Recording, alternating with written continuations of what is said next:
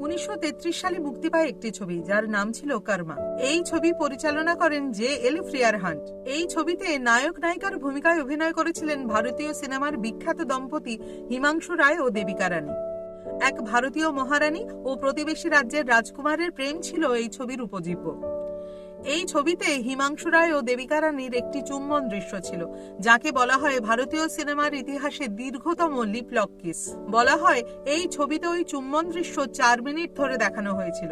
যদিও এই নিয়ে বেশ মতভেদও আছে। কিশোর দেশাই তার longest kiss the life and time of Devika Rani গ্রন্থে এই দৃশ্যকে ভারতীয় সিনেমার দীর্ঘতম চুম্বন দৃশ্য বলে স্বীকৃতি দেননি। কিন্তু এই কথা অনস্বীকার্য, সেই সময় এই দৃশ্য দর্শক মহলে অত্যন্ত তুমুল উত্তেজনা ও বিতর্কের সৃষ্টি করেছিল এবং আজও 90 বছর পার করেও ওই দৃশ্য সিনেমা প্রেমী এবং গবেষকদের কাছে আলোচনার বিষয়বস্তু।